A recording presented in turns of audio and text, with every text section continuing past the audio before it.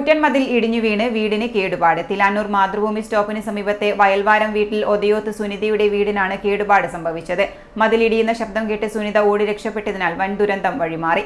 രാവിലെ 8:30 വീടിന്റെ പിൻവശത്തെ മതിൽ വീണ് അടുക്കള ഭാഗത്തെ സൺഷെയ്ഡ്, കക്കൂസ് അടക്കം തകർന്നിട്ടുണ്ട്. മകൾ വീടിന് പിൻവശത്തു നിന്നും അലക്കുമ്പോൾ മണ്ണിടിയുന്നത് ശ്രദ്ധയിൽപ്പെട്ടു നോക്കുമ്പോൾ വൻ ശബ്ദത്തോടെ മതിൽ ഇടിഞ്ഞതെന്നും 5 വർഷം മുൻപ് 6 ലക്ഷം രൂപ ചെലവഴിച്ചാണ് മതിൽ നിർമ്മിച്ചതെന്നും മതിൽ തകർന്നതോടെ തൊട്ടടുത്ത വീടും അപകടാവസ്ഥയിലായതായും സുനിതയുടെ അച്ഛൻ ദാമോദരൻ പറഞ്ഞു.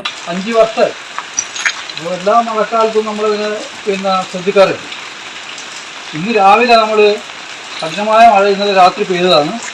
ഇന്ന് രാവിലെ അതുകൊണ്ട് ഇവിടുന്ന് മകൻ്റെ ഭാര്യ തുണി അലക്കുമ്പോൾ അവിടുന്ന് മണ്ണ് തിരിഞ്ഞുണ്ടെന്ന് പറഞ്ഞിട്ട് നമ്മൾ ശ്രദ്ധിച്ച് നോക്കുമ്പോൾ തന്നെ ആ സമയത്ത് ഒരു 8 മണിയായിട്ട് കാണും.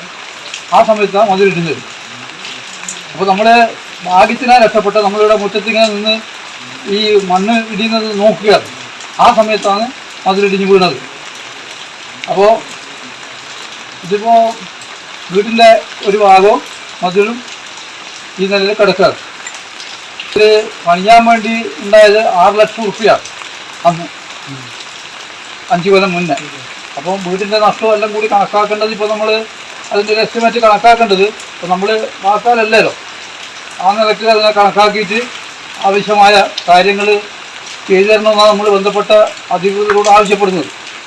Councillor KP Rajani, CPM Kappad local secretary MP Ratheeshan തുടങ്ങിയവർ സ്ഥലം സന്ദർശിച്ചു. City news, Kannur.